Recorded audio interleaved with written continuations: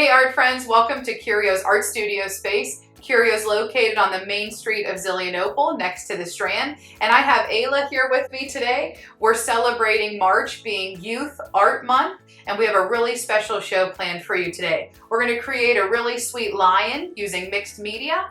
We're going to read a poem by Shel Silverstein about a lion, and we're going to take a look at how creative some of our artists have been through the studio through these past few months. So get your art supplies ready and get ready to create your masterpiece with us today on CURIO Creates.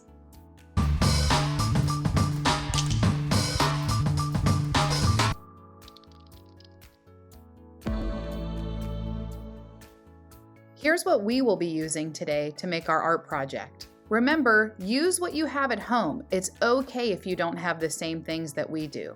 Once you have all your supplies, let's get started.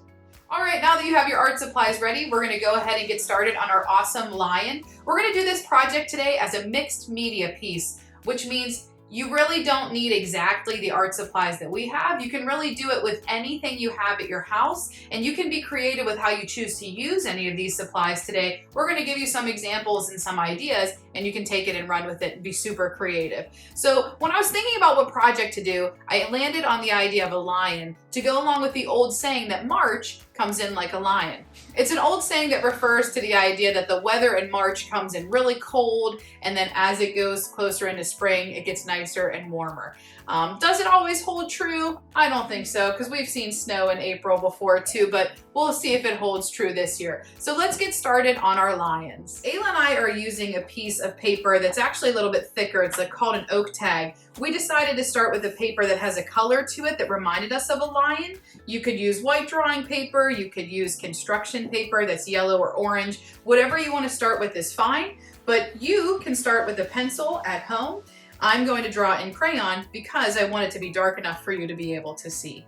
We want to draw nice and big. Our image is going to take up the whole paper, and it's going to be a zoom in. It's going to be a super close up, almost like a selfie, of our lion's face. So first we're going to start with a giant U shape that kind of goes down and around and back up. So I'm going to start up here. It's not the middle, it's up higher than the middle. I'm going to start over to one side.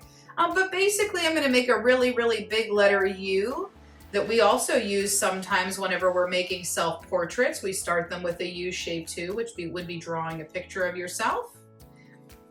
And we want to draw big. We want nice big facial features for our lion today. And we want to make sure that we have lots of room to add in the eyes and nose and all the teeth and good stuff in between. If your U is lower on the paper or higher, that's totally fine. It doesn't matter. Now that we have our U shape, we want to make sure that our lion doesn't have his brain spilling out, so we need to close off the top of his head and make sure that we put that line all the way across.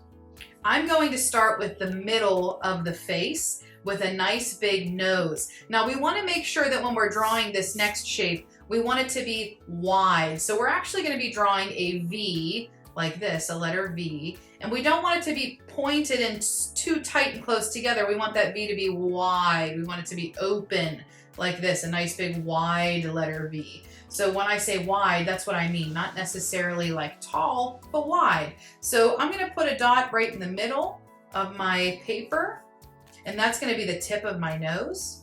And then I'm going to make that nice big wide V like this. And this is kind of a cartoon line. It's not going to be extremely perfect and realistic. It's going to be kind of fun and whimsical too.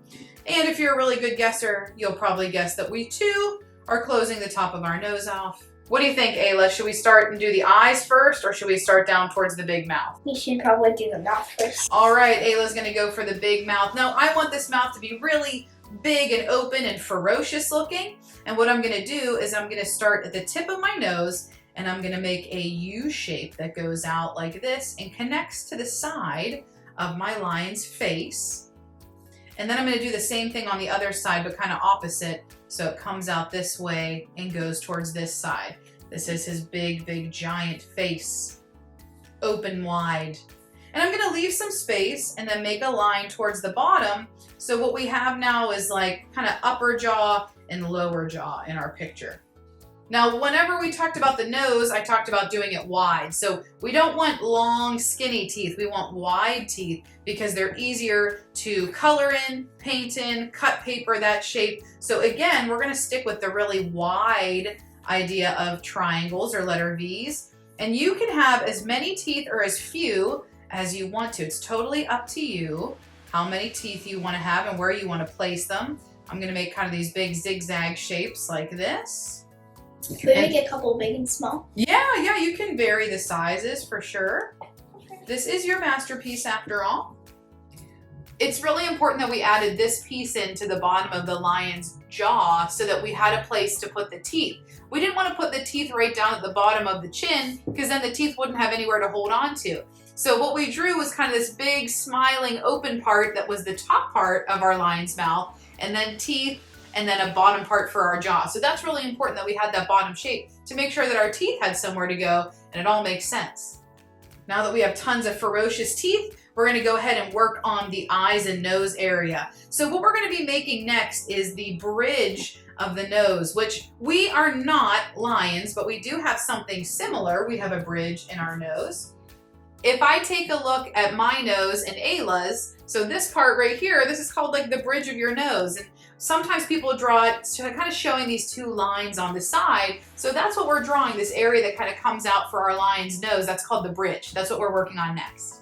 So what we'll be doing is we'll be using the corners, and we're gonna go on one corner and go up, and on the other corner, we're gonna go up too. It almost looks like we're drawing an upside down house. Look, there's your roof, like an old school house. And this is gonna be our bridge for our nose. And we're gonna go up just a little bit, not too much. And this is where our line's gonna start to get really angry because we're gonna draw a line that goes from the bridge of our nose to the corner. And that's gonna make this have a really big diagonal line. And what happens, Ayla, when we draw a diagonal line up by the eyes? It makes things look mad. It makes things look mad. So when we draw these eyes, it's making our eyebrows tip like this, and it shows that it's angry. It's our angry eyebrows. So they get real turned and crooked, and that's how you can tell someone's facial expression. Because if you were surprised, you'd be like, whoa, and your eyebrows would be up like this. But when we're showing anger, they kind of angle a little bit. I never show anger, do I? No. No, and you never show anger at me. So we're very unfamiliar with what these eyebrows look like, huh? Sarcasm. So the next step is to draw the eye that's underneath the eyebrow. And I'm going to draw it really big, and I'm going to make it kind of this half of a circle, kind of bigger U shape like this. I'm going to draw it almost as big as I can, which looks frightening, but it is a lion, so it makes sense. And I'm going to do the same thing on the other side. Eyes can be tricky. Anytime you're drawing something on both sides, that can be hard because they don't always necessarily want to look exactly the same. And then we're going to give them some big, scary, beady eyes. If you want to make your eyes differently, you can. This is just how I'm going to be working on mine at the moment. Oh, I like that. That's, yeah, like a true cat eye.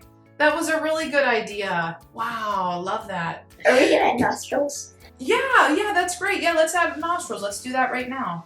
We'll add kind of two little slits down for nostrils. That's perfect. I'm going to do our ears next, and we want to make sure that there are these kind of big, wide ears that look like a lion's. So we don't want them to obviously stick up like a cat. It's almost like if this is your line down, you're going to make like a big letter D that comes off of here like that.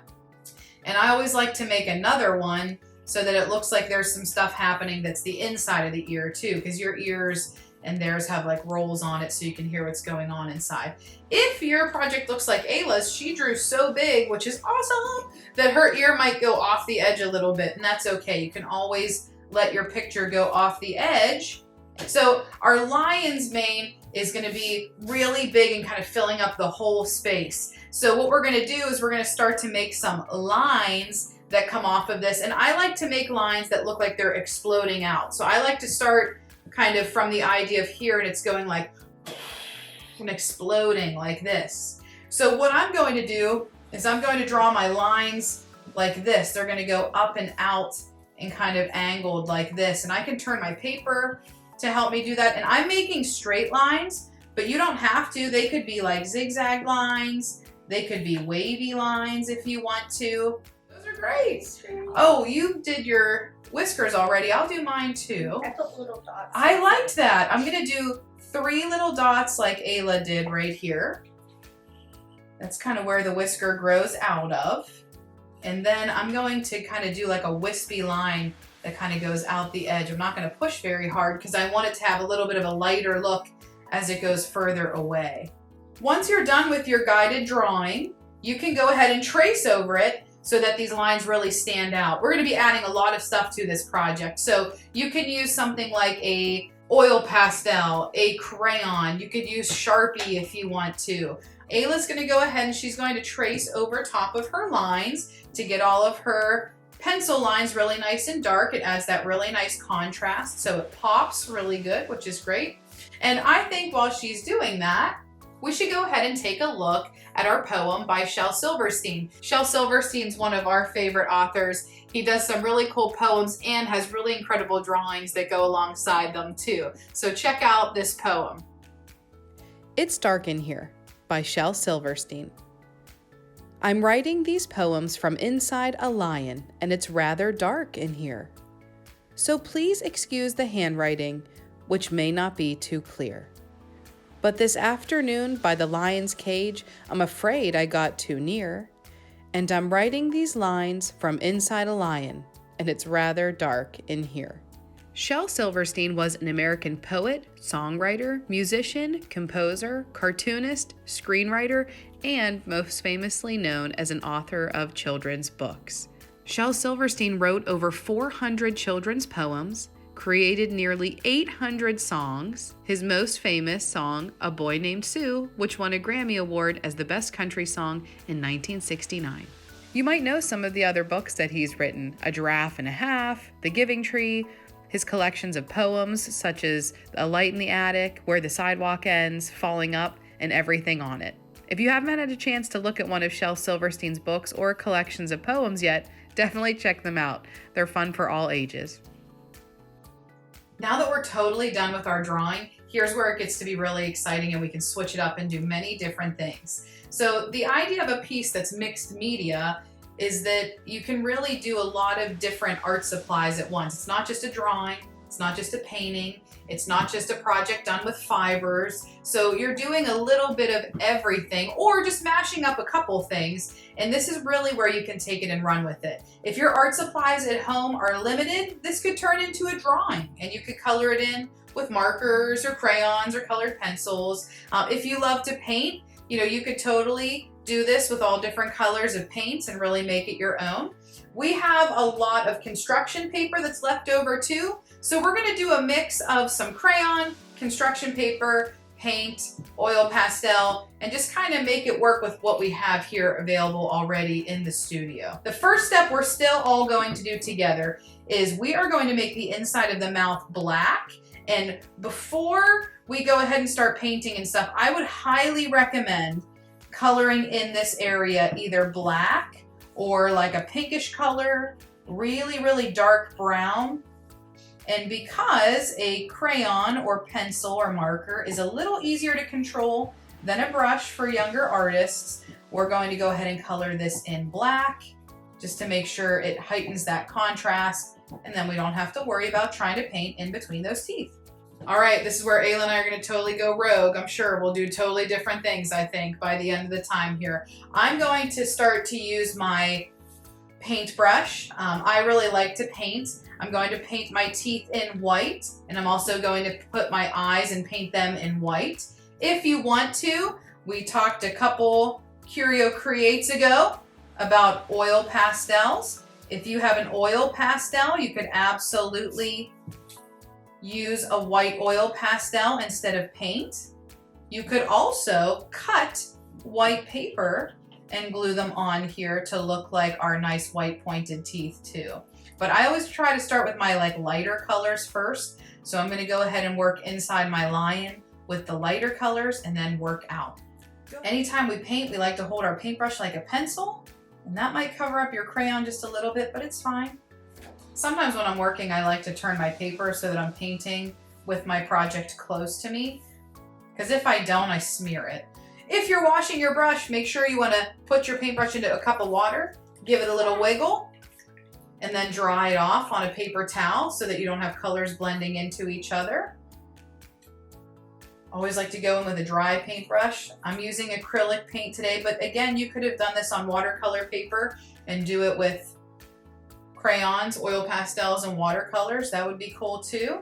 It's nice that our paper is already a color because then we don't have to worry so much about covering every single part of it. That's really nice with little artists too.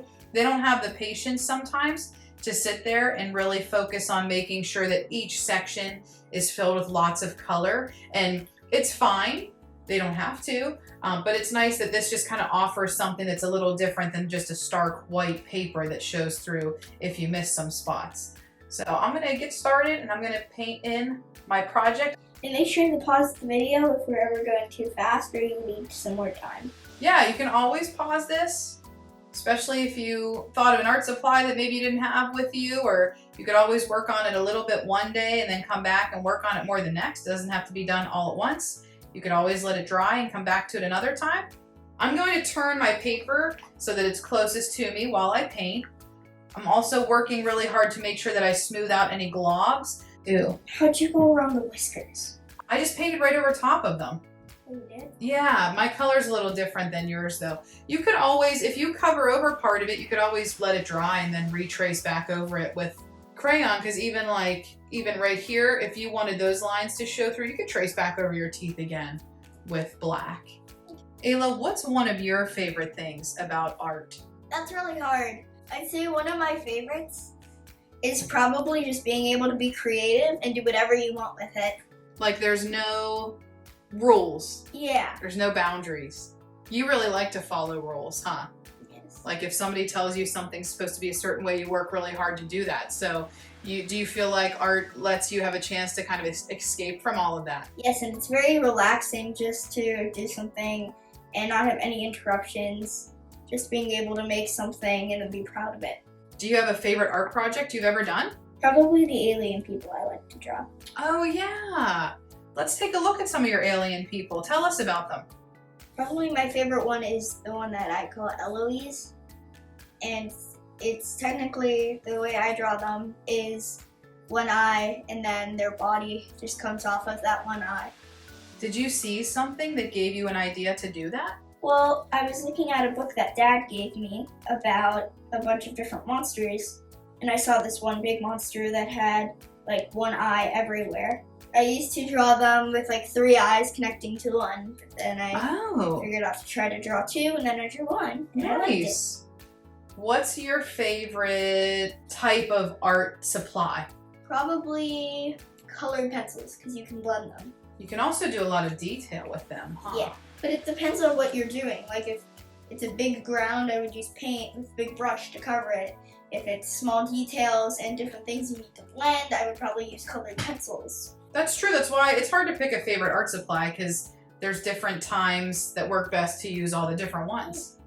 So like we said, this is a mixed media based project, but some of you might have taken it as a drawing. You could be done the way this is right now and have it just be a painting. I really like that Ayla left some of the natural colors show through of the paper that we chose, so she could definitely be done with it right now. But we've been really excited and waiting to use some yarn, some different fiber, and some construction paper. So we're gonna talk about how you can add some different things to it. You don't have to, but they're just really exciting ways that you can kind of make it a little bit more exciting to look at, has different textures and different features about it. So that'll be really cool. So texture is the way that something can feel to the touch. There can be a real texture, like your sweatshirt is soft. These are a little bit rough. This one's rough. He's been sitting around for a long time. I think he's an older one. Yes. So what we're gonna do is by adding some of these different textures in, it'll give our eyes something more to look at with our project. And like we said, you don't have to do this, but this is something that we wanted to do to kind of take it to the next level and make this a little bit more exciting. At home and in the art studio, we always have like a bin of just tons of extra scrap paper. So anytime we're done with something and there's like a decent amount left, we have all these scraps in here. So Ayla, here's these if you want to use any of these. Ayla is using regular Elmer's glue. I have a special tacky glue. I would recommend a tacky glue if you're using some yarn. But for the most part, anytime you're gluing paper to paper, the best thing to use is just Elmer's glue because it's the strongest. But when I start to use the yarn, I'm gonna switch to this tacky stuff. You could decide that for the mane, you're gonna start to cut some paper. One thing you might wanna consider is actually ripping your paper. So when we're gluing this onto here, one thing I would suggest would actually be to put your glue on here and then put this on. What you don't want to do is kind of put glue down the whole entire strip and then glue it on and you have tons hanging over. You could do that. You could actually make your paper stick out past this, which would be really cool, and it would actually make your project a little bit bigger if you want it to be really wide. Or you could take the time to cut these and make sure that they kind of end right where your project ends. Can you like outline it with the yarn? Oh yeah, you could do anything you want to with the yarn. You can be as creative as you want to be. One thing I really like too is the different things you can do with paper folding and rolling too. So one thing I could do with paper is to glue it down flat. Another thing I could do would be to give it a good old accordion, frankly, French fry fold. So what I would do is I would kind of fold this up a little bit, then I would flip my whole paper over and fold it up again. And if I kind of keep flipping my paper and folding up, what will happen is it's actually making my paper fold at a zigzag. So it'll be going in different directions. So the flip over is really important to make sure it's going back and forth. But whenever I open it up, it'll have this really cool crinkle to it. And that's something neat to add to your lion's mane too for texture. So I could kind of glue this part down. So I'm gluing this on the kind of front and end and it's adding this zigzag to it. So not only could you fold your paper, but another thing you could also do would be to roll it. So you can take a pencil or like a marker, a crayon, something that's kind of rounded like this. And if you take your paper and you kind of very carefully get your paper wrapped around your pencil and you wrap it all the way around, give it a little push, get a little squeeze, you can slide your pencil out and you have this little springy curly cue, which is fantastic too. Oh, I can make thicker eyebrows out of paper. Yeah, you definitely could. So you can really play around with, do you want to put the yarn where a line is that you drew already? Do you want to put the yarn in its own space? Are you even going to use yarn at all? You might choose to do some different art supplies with it. I actually think I might do my whiskers with yarn. Oh yeah, that's a good idea. Thank you. While we're still working on adding more to our projects, why don't you check out some of the cool masterpieces that our students have made here in the CURIO Art Studio.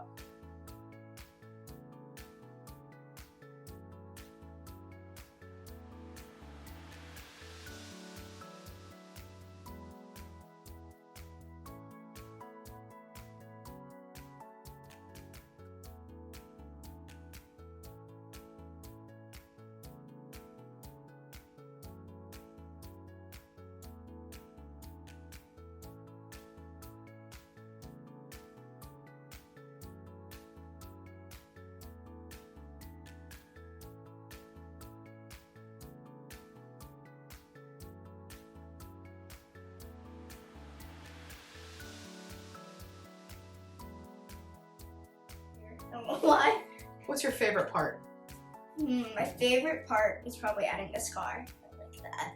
I like that you came up with that idea all on your own. It was nothing that I talked to you about doing. Like all of this stuff, I kind of gave an idea to start off with, but that was totally your own. That's amazing. I really enjoy your scar and how you decided to leave these pieces of yarn kind of free at the end to stick up. Makes it look more 3D because it's standing out. Hey, thank you so much for tuning in today to make your project along with us. We can't wait to see how your masterpiece turns out and what art supplies you decided to make on your Mixed Media Lion today. Really take the time to enjoy Youth Art Month and make sure you try and make as many pieces of art as you can. Remember, not every piece needs to be a masterpiece. You can color in a sketchbook, you can do stuff with chalk, you can even draw on a window whenever it's cold outside, and then the picture goes away too. So be creative, enjoy it, and we'll catch you back here next time on Curio Creates. See ya! Bye! Check out these artists in action making the same project you are at the CURIO Art Studio on Main Street of Zillionople. Feel free whenever you're done to ask a grown-up if it's okay that they take a picture of you and upload it to social media. Tag us at Curio Cool on Facebook or Instagram so we can see the sweet project that you worked on today. If you would like to have more content or always be in the know of something cool that's happening at Curio, be sure to subscribe to our YouTube channel and our website at curiocool.com. This will keep you updated with any new classes, events, videos, kits, art supplies, art shows, and more. We're working really hard today on creating a really sweet lion to go along with the idea that March comes in with a lion. Nope, like a lion. It's like, I'm coming in with my lion.